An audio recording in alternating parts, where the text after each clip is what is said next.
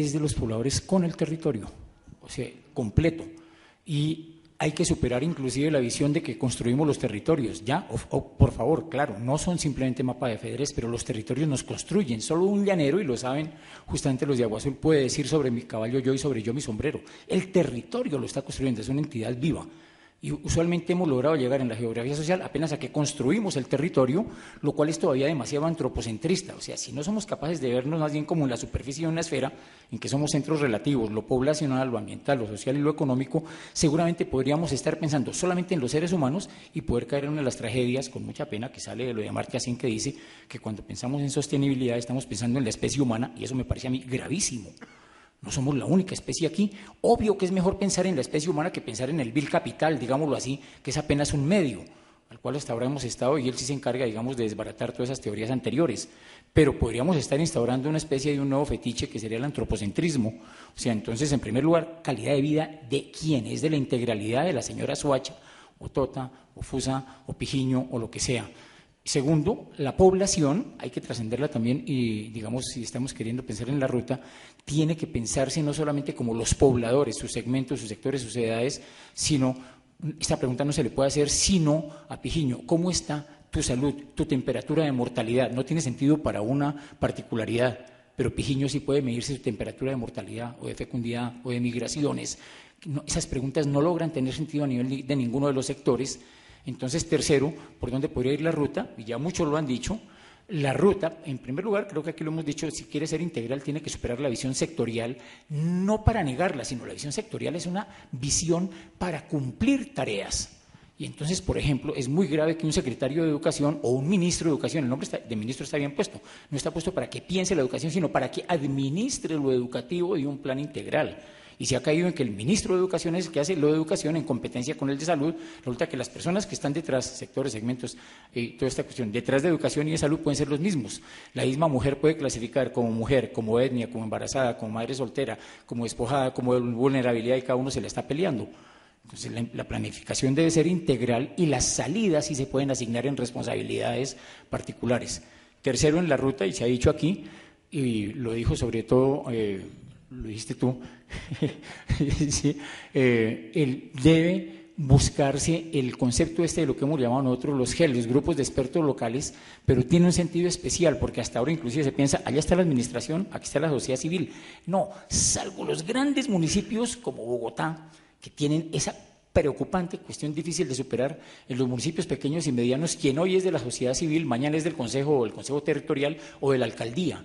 Y quien hoy está en la alcaldía mañana es el maestro o sigue siendo el tendero o lo que sea. Entonces, la apuesta es por grupos de expertos locales en la manera en que si logramos ligar a quienes hoy están en el gobierno, en el consejo, en consejos territoriales, en los consejos verdes, en las juntas de acción comunal, en la sociedad civil abierta, en otras organizaciones, en los gremios, etcétera, en el sector educativo a nivel de cada una de las localidades, logramos asegurar una cuestión que va mucho más allá a largo plazo, más de los 4 años que decíamos que son insuficientes, porque debe ser muy difícil que tú como doliente hoy desde asesor, pero metido en el asunto, estés de acuerdo con una visión que iba hasta el 2030 y que mañana como alcalde la borres con el codo, que es lo que ha sido uno de nuestros vicios en Colombia, de que cada torero llega con su cuadrilla y se siente de privado afectivo si no funda un plan de desarrollo nuevo, en lo cual se le va un año, ¿ya? Y tercero, ¿por qué no se piensa en un punto de este estilo? Es muy grave que los programas de las personas candidatas, usualmente listas de mercado y sobre las cuales no hay una regulación, sí tengan el diente de poder revocar. Ahí hay una esquizofrenia porque entonces la persona llega con su lista de mercado y puede ser lista de mercado, los postes, etcétera, etcétera, y tiene que obligadamente ver cómo forza que esa lista de mercado entre. La ley debería buscar que usted no puede hacer candidatura si no presenta un programa con unos mínimos lineamientos integrales. No le puedo decir todo, pero que evite la lista de mercado y que permita que justamente si usted llegó por fin a ser elegido, ya tenía la prelínea para que en esos días apresurados, entonces se resuelve de paso también el problema de la temporalidad, pueda avanzar mucho más, porque usted no llega y llego con mis 100, pero ahora me toca hacer una cosa que casi que es, ¿cómo meto esto? Y me meto con una cantidad con otra cantidad inclusive de requisitos de ley o de requisitos de la territorialidad. Eso debería estar, digamos, en algún tipo de reforma o al menos en algún consenso inicial mientras se hace esa reforma. Un último detalle para no, ya saben que un colombiano, yo con un micrófono soy terrible, ¿sí? Entonces, está el punto no, está en nuestra metodología, pero eso no es de nuestra metodología, es de la sabiduría popular. Nosotros lo decimos con el momento, digamos, de identificar el territorio, momento de comprender y momento de prever la acción. Pero no, los abuelos lo decían, ver, juzgar y actuar. Entonces, cuando decían, ¿qué poder hacer? Buscar que a su modo cada uno conteste esas preguntas que nos ayudarían en la sabiduría popular a no ensillar antes de tener las bestias. Es decir, que cualquiera que sea la metodología, puede ser hasta Pase u otras, etcétera, que realmente pasemos de poder dar cuenta de que vimos en qué estamos metidos. Segundo, juzgar. Tercero, actuar. Y un último punto, no va a ser posible esto si no trascendemos nuestra mirada apenas local. Ya es bueno haber si aterrizado en lo local, eso es un avance. Pero quedarnos solo en lo local, simplemente para que ustedes vean la importancia de esto, cuando estábamos en el diplomado anterior en el dique, hubo un momento en que habíamos compartido tensiones de cada uno de los municipios y la estaban poniendo en común antes de un punto que se quería hacer regional, y uno de ellos muy alegre dijo, miren, tenemos una tensión impresionante, y es que en nuestro municipio es así, tenemos aguas residuales, todas malas, etcétera, tenemos un liberador, y es que como ruedan, llegan allá al límite con el otro municipio. Un par de segundos de silencio y una carcajada. Ahí estaba la gente del otro municipio y los demás. Entonces, ¿cómo puedes tú pensar que lo que te soluciona una gran tensión, ¿sí?, es mandarle literalmente el agua sucia a otro? La ley no obliga a que se hagan los planes de desarrollo municipal concertados con otras entidades, pero el sentido común debería llevarnos a eso. La ley me está obligando a manejar muchos sofás. Cada uno manejando su sofá es mucho más eficiente si cada uno, hasta por puro interés de mostrar más indicadores de cumplimiento, le ayuda a manejar el sofá a los vecinos, porque lo van a manejar mucho más fácil. Y en nuestros municipios, al menos aquí no logró salir, se busca el momento en que se trasciende de ver las configuraciones locales a mirar no apenas con los socios, sino las configuraciones regionales, qué tensiones son compartidas en común, con qué reforzadores, con qué liberadores, para que haya una respuesta común. Y esas regiones no son siempre únicas, porque para algunas cosas la regionalidad está con unas, en rutas, el comercio está con otras, ya los servicios están con otras, la institucionalidad está con otras, entonces hasta ser dúctiles, digamos, en esa noción de territorio nos podría también a nosotros ayudar. O sea, si en una mirada que trascienda la del municipio, yo puedo arreglar muy bien el municipio y le voy a desarreglar a los demás, o me van a desarreglar mi municipio. Y experiencias tenemos. Esa fue de risa entre Sopó, que lo sabe Paulo Javier, posterior, y La Calera, donde vivo hace 35 años.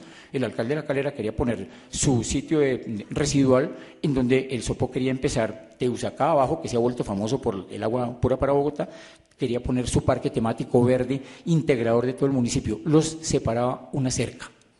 Entonces, digamos, si no somos capaces de mirar regionalmente, mi solución puede ser justamente el agravamiento tuyo.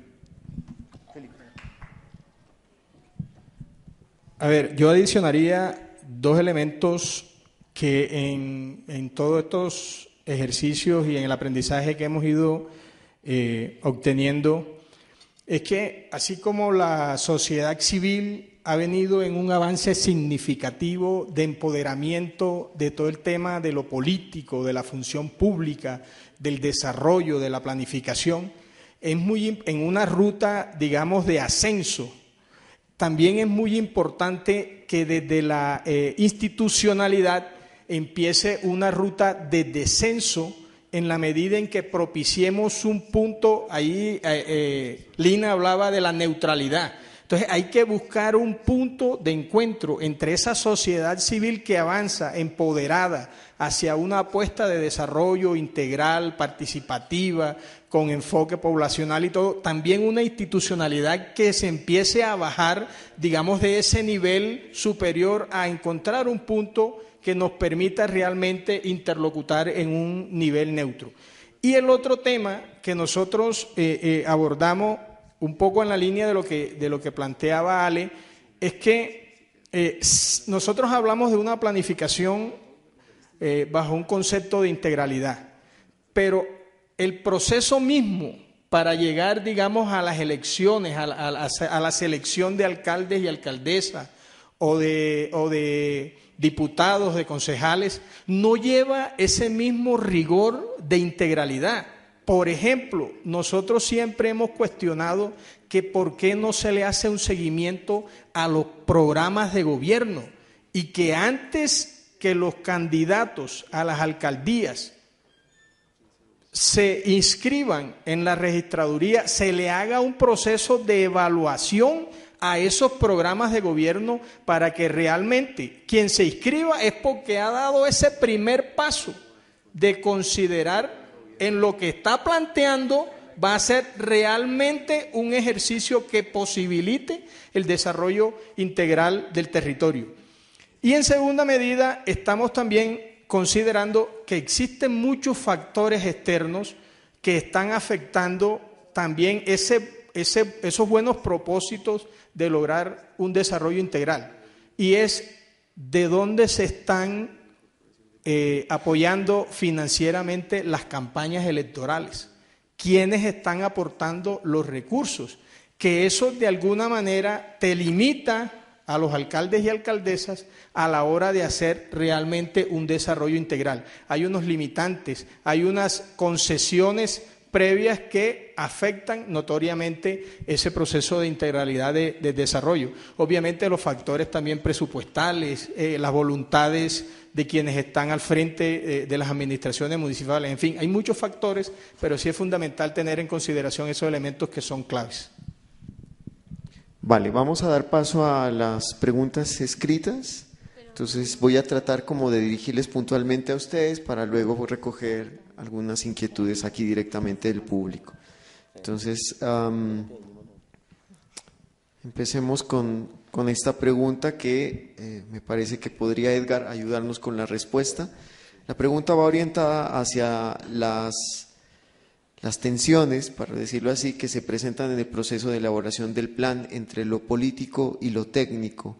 En concreto es cómo hacer que en estos procesos todas esas diferencias políticas y esas diferencias con respecto de lo técnico tengan un arreglo mucho más armónico.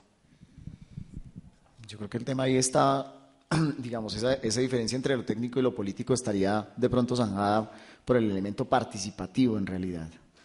Pensaría yo que en la medida que un borrador de plan de desarrollo, un proceso de construcción de ese borrador del plan de desarrollo, la participación que aquí la relevaban bastante de los consejos territoriales de planeación y el mayor involucramiento de la sociedad civil en la discusión de cuál es la visión y cuáles son los objetivos de desarrollo de un municipio, ahí está zanjado un poco también ese tema político-técnico, que también a veces es un sofisma un poco que es un cuento, voy a ser coloquial ahí, es un cuento que nos hemos echado, porque de todas formas los planes de desarrollo tienen que versar entre lo técnico y lo político. Entonces es un poco como, ¿qué tan técnico o qué tan político es el plan? Pues ninguno de los dos, porque finalmente el plan de desarrollo es un documento técnico-político que define el destino de un territorio.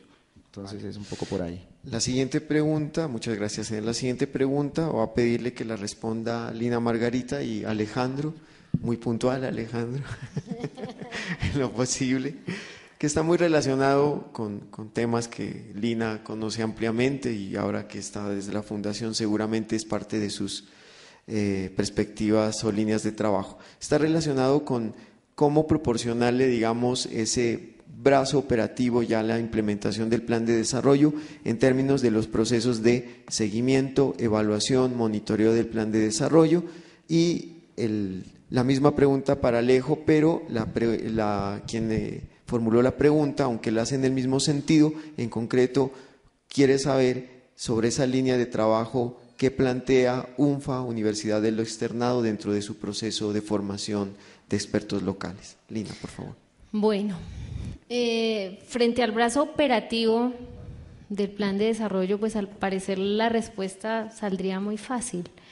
Si el plan de desarrollo quedó bien construido, cumple con las condiciones mínimas de lo que es un ejercicio o un instrumento que orienta la gestión pública, uno diría que teniendo esa claridad, pues es mucho más fácil que haya una apropiación del contenido y de esa decisión política en todas las escalas de la administración o del territorio, de todos los actores que están dentro del territorio.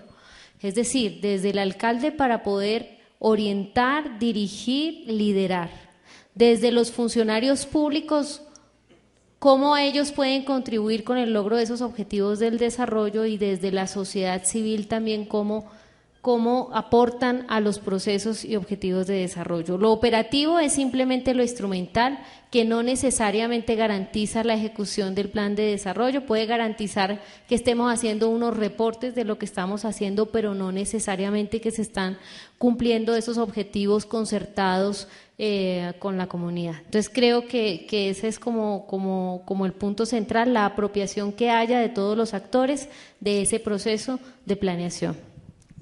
Alejandro, concreto, en términos del modelo. Hubiera querido mostrar un esquema que se me ocurre aquí. Entonces, hay dos cosas en eso. Digamos, dentro de no solamente de la metodología, sino los principios nuestros, estamos buscando algo que es importantísimo, que es el dejar de ser indispensables, inclusive desde el comienzo. O sea, que no se esté pensando que se va a tener que recurrir a una asesoría externa o una cosa de ese estilo, o a un acompañamiento, sino pudo haber sido en un primer momento, además ha sido un diálogo de saberes en que hemos construido cosas. Entonces, sabiendo uno de que lo que se trataría es de que los equipos de llamamos GEL, Grupo de Expertos Locales, que son multipartitos, logren llegar a apropiarse de poder tener no solamente la capacidad de elaborar sus planes, sino de hacer las reflexiones críticas en torno a ellos. En parte, esto se contesta, digamos, cuando se hace la contrastación, que la hacen ellos, entre los escenarios actuales y los escenarios posibles. Lo único que nosotros esforzamos es para que esos escenarios posibles sean realmente esforzados, pero viables. O sea, ese es el sueño prospectivo, punto uno. Segundo, lo que podemos ofrecer metodológicamente es que si uno hace el sueño prospectivo, perdón, ustedes lo ven así, entonces uno se va regresando diciendo, entonces yo quedaría haber encontrado aquí como resultados. Tercero, entonces, ayudarles aquí, por favor, entonces llenen la línea ahora de acciones que llevaría de aquí a allá y ahí se le metan procesos. Y cuarto, que ponga los puntos de evaluación en que va a confrontarse a futuro, en corto, mediano y largo plazo, que va a poder confrontar. Yo preví que debía estar en tal punto, a tantos meses o a tal año, para poder ver si lo está o no está, y entonces si está más de lo que esperaba o menos de lo que esperaba, cómo hacer la corrección de camino. O sea, nunca el sueño prospectivo es necesariamente lo que se va a conseguir en el momento en que se va a hacer. Si nosotros logramos introyectar esta mentalidad, que es lo único que podemos ofrecer en los grupos, ellos quedan con la capacidad de hacer sus autoprocesos de crítica, y entonces, digamos, el seguimiento de evaluación se debe convertir en autoseguimiento y autoevaluación. Por supuesto que puede tener el complemento de otras instancias, pero digamos, habría que buscar que no se esté dependiendo en el seguimiento de evaluación de instancias externas, sino complementando o enriqueciendo con la visión de miradas e instancias externas. Digamos que creo que con eso puedo contestar, digamos, en parte lo que tú estás Vale, y antes de recoger las preguntas directamente del público, una última que nos llegó por escrito, que le voy a pedir tanto a Felipe como a Hugo, tal vez no sé desde lo que alcanzaron a ver en la evaluación. La pregunta está relacionada concretamente con los asuntos que están involucrando a la población indígena. En concreto, quien formula la pregunta o su inquietud quiere tener una claridad sobre cómo efectivamente se pueden incorporar los temas indígenas para que estos queden debidamente plasmados en los planes de desarrollo. Pues pensé de pronto, Hugo, si en lo que alcanzaron a mirar hubo algún tema relacionado con los asuntos indígenas, y Felipe, pues que en la zona tenemos presencias de resguardos en Montes de María. A ver, no solamente el tema indígena, en nuestra región también prevalece mucho el tema afro. Y digamos, en todo este proceso no hemos sido indiferentes a esa condición, y ha sido muy importante la consideración en el tema indígena de sus planes de vida. Hemos sido muy respetuosos, a pesar de que se haga un análisis y un reconocimiento del territorio de una manera general, pero se hace específicamente un trabajo que permite poder en el documento del plan, en la misma estructuración, en ese mismo reconocimiento del territorio, poder dejar con claridades que existen comunidades indígenas a las que necesariamente debe abordárseles a partir de ese plan de vida, de esa concepción, de esa cosmovisión que se maneja de los indígenas, y que asimismo, como se plantean esa serie de alternativas hacia la población en términos generales que no tiene esa condición, ellos también en ese ejercicio se tiene en consideración la condición de darle a ellos ese derecho al tema de salud, al tema de educación, al tema de movilidad, al tema de seguridad ciudadana, obviamente desde la perspectiva de su plan de vida, respetando esas condiciones, respetando su cultura, respetando su misma forma de ver la justicia, todo ese tipo de situaciones. Entonces, lamentablemente, y puede sonar muy feo el tema de lamentablemente, no podemos hacer un plan de desarrollo municipal aparte hacia la comunidad indígena o a la comunidad afro, sino que sencillamente hacemos esa incorporación, obviamente bajo las consideraciones de tener a esa comunidad indígena, igualmente pues hacía referencia a la comunidad afro, que también tenemos en nuestro territorio. Hugo, por favor. Bueno, no fue un tema, digamos, de la evaluación, pero sí en ese momento recuerdo que en nuestra visita al municipio de Zaragoza, en el Bajo Cauca, el plan de desarrollo, lo que usted menciona, estuvo muy en cuenta a la población indígena. En las mesas de concertación los incluyeron, hicieron ejercicios participativos con ellos y la configuración del plan de desarrollo utilizó muchos símbolos de la población, de los pueblos indígenas. Entonces el plan de desarrollo habla de la luna, del sol y todo está en torno al lenguaje de la cosmovisión de estos pueblos. Vale, entonces pues recogemos 2, 3 preguntas de las personas que todavía nos acompañan en el auditorio y cerraríamos con una intervención de Paulo para ya clausurar este encuentro. Por favor. Agradecería que si van a dirigir puntualmente a alguno de nuestros invitados la pregunta, pues nos lo indiquen. Vale, ok, adelante.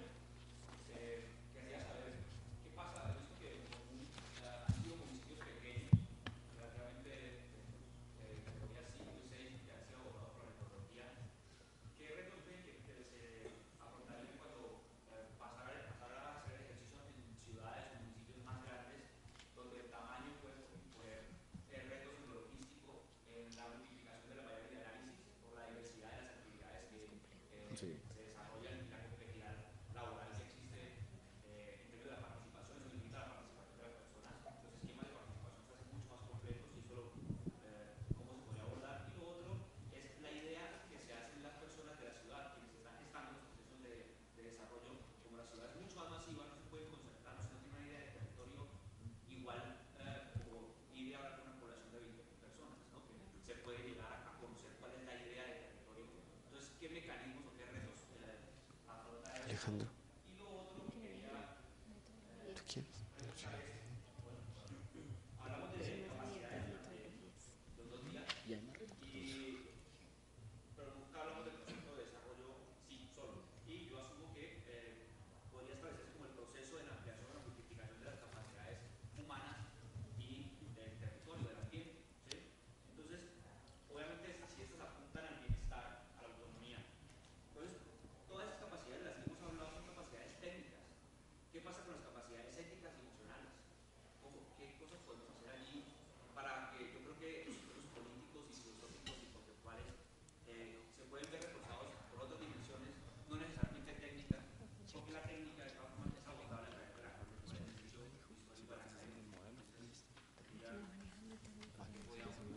Alejandro, si tú nos echas una manito.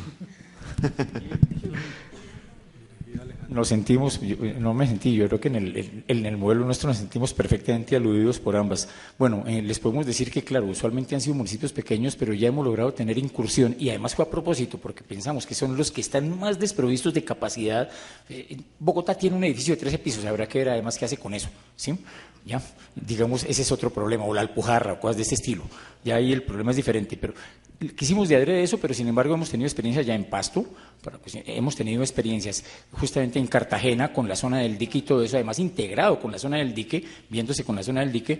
Hemos tenido experiencia también, que la estaba anotando aquí mientras tú estabas hablando, pues la memoria mía es espantosa, digamos con la parte de Villavicencio, estamos empezando ahora, o sea, empiezan ya a hacer ligas de ese estilo y hemos tenido algunas incursiones, fueron muy breves, hace unos cuantos años cuando no habíamos llegado a esto de configuraciones territoriales, pero sí se hacían, por ejemplo, con el Valle de Aburrá y sus municipios, por ejemplo, con municipios que estaban en la zona del Magdalena Medio, que fue como empezó, eran el conjunto de municipios, estando Barranca ahí, que no es despreciable, digámoslo, en esta manera en términos de población. O sea, sí se ha logrado llegar. Lo que todavía no hemos logrado tener claro, y nos tocaría hacer paso, es ya en las grandes metrópolis, digamos, hicimos una incursión, pero quedó solamente a nivel de propuesta metodológica de cómo hacerlo para que sí fuera participativo para Bogotá ahora en el último periodo. O sea, sabríamos cómo hacerlo de manera que pueda hacerse eficientemente en 3 o 4 vueltas relativamente rápido y altamente participativas y que podrían llegar a cubrir a más de 1,5 millones de personas. Si pensamos en el tamaño por familia, se estaría cubriendo prácticamente a todo el mundo. Ahora, no se la implementó, pero digamos, se logró diseñar la estrategia, porque se pidió como cacao en eso, digamos, después, si se la tuvo uno en cuenta, que no se la tuvo en cuenta es otro problema. La segunda pregunta, en el modelo nuestro es terriblemente importante. Para nosotros, le decimos, esto no es una simple apuesta metodológica, tenemos una serie de principios, por eso decíamos, digamos, que nos parece que no podemos ser antropocentristas, que la vida tiene límites, que desarrollo no es necesariamente crecimiento, y Norma lo nombró, y la frase viene desde Aristóteles, decía, nada en la naturaleza ni en la sociedad puede crecer o decrecer a ultranza sin desvirtuarse y destruirse, y parece que nuestra apuesta es por crecer, crecer, crecer, en vez de la apuesta por desarrollarnos. Entonces nuestra definición de desarrollo integral, inclusive casi desde los inicios quedó de esta manera. Desarrollo integral es poder, digamos, dar pie a que haya un despliegue de las capacidades de la existencia humana social y a la par de la trama planetaria de la vida, en entornos desde el corto plazo hasta el extra largo plazo, digamos, para ambos, con una ética, digamos, del Excelsior, o sea, el excelente, y de lo que nosotros podríamos llamar, que está muy en consonancia con un país en conflicto, de no violencia activa y ambiental al mismo tiempo. Ser capaces de pensar y actuar localmente y a la vez pensar y actuar mundialmente. Saber que lo que se está haciendo con los páramos de La Calera no va a influir solamente a La Calera en términos de su agua y su aire, sino va a influir en Bogotá, va a influir en Colombia y va a influir en el mundo, porque La Calera tiene cerca del 25% de los páramos del mundo.